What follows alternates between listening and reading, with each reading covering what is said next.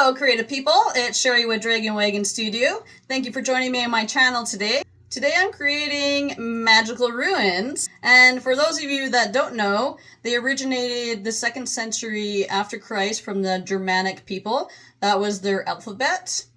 There's more history on that. I'll let you get into that. That's not what this video is about. It's about making the magic. So I'm going to show you how to make them with resin. They are kind of expensive to buy, so there are abundance of ways to make your own if you're interested in getting into that kind of thing and reading your own runes. It's a lot of fun. I highly recommend it. Also, make sure that you like and subscribe and check out my website at dragonwagonstudio.ca. Make sure you sign up for my monthly newsletter. I got all kinds of great information in there, tips and tricks on all kinds of art mediums. I will be hosting some contests in the future, so make sure you don't miss out on that and get some free goodies. But let's get to the fun part and making our own and having some fun and saving ourselves some money. I came across these molds on AliExpress. Yes, AliExpress. And I just love runes. I love the Norse and Germanic people. I love the history behind it all. I'm all up in that. And I love reading runes. I do read runes, I do tarot and all those things, so naturally, of course, I bought these. So today my plan is going to be, I'm going to take some mica powder and go over all the letters. They're a little bit indented, so I do want some color to pop those out, because I'm going to do the runes in black. First of all, I'm going to try and put some mica powder in a cup with some water, just so I can paint it better. No, I don't really need to do this because it's mica powder and it goes quite a long ways and it sticks to silicone very well. Got some water here. Put a little drop in there just to kind of get a little bit of a paste. My brush.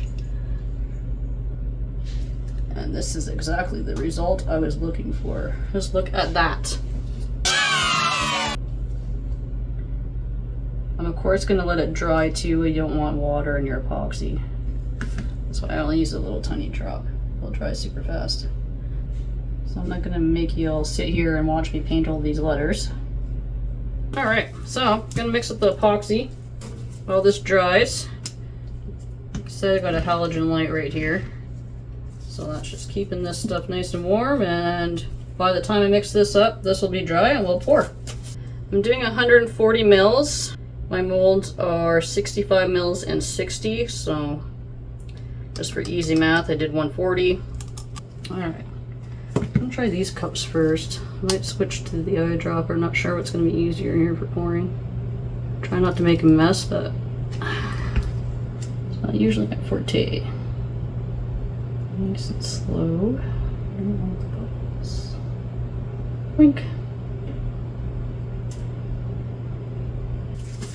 Okay, got these bubbles. Ooh. See, look at that.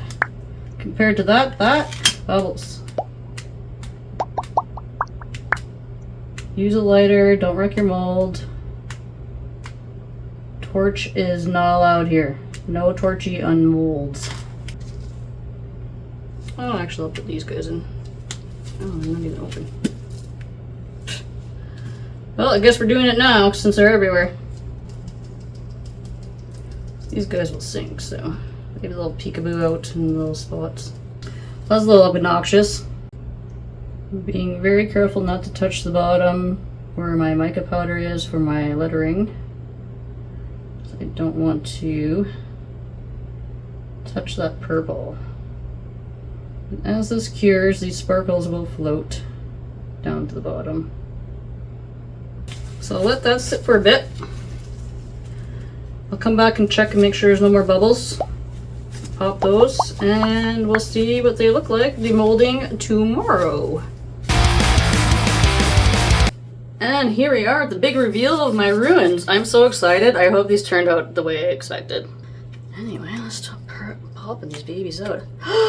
Oh my god. Ooh, it's everything I imagined.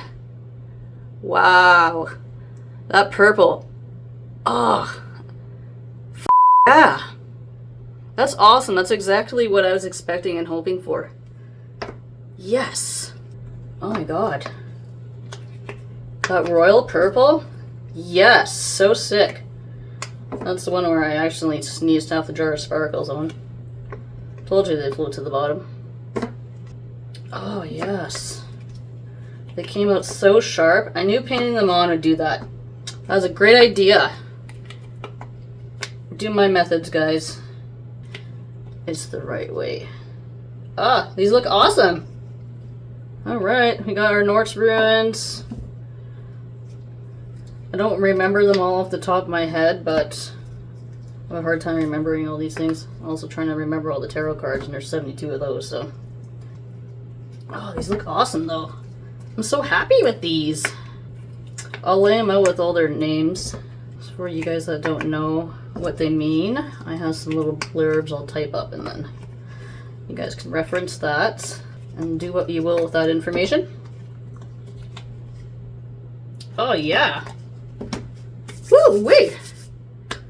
Okay, I'll go type up that blurb, and then, yeah.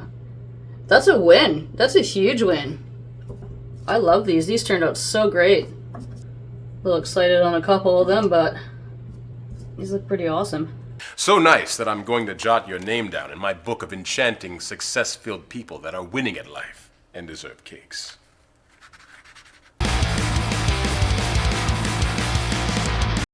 Okay guys, I got that sheet all typed up. So as you can see, each one of these is actually a letter of their alphabet. So this one's F, R, so on and so forth. That is the name of the rune, and this is what the rune means. So this one is livestock, this one is ride, hail, so on and so forth. I did not take into account how big the runes were, so I got some overlapping here, but it is on my website, and I also went into more detailed meaning behind the runes, so there's a lot more information. This is just very basic, just for the video. You guys can zoom in, pause it, take a quick glance at it, but there is a more detailed version on my website. Anyway, that concludes the rune episode, and I hope you enjoyed, and like and subscribe, do all the things and the stuffs, and we'll see you in the next one. Take care, guys.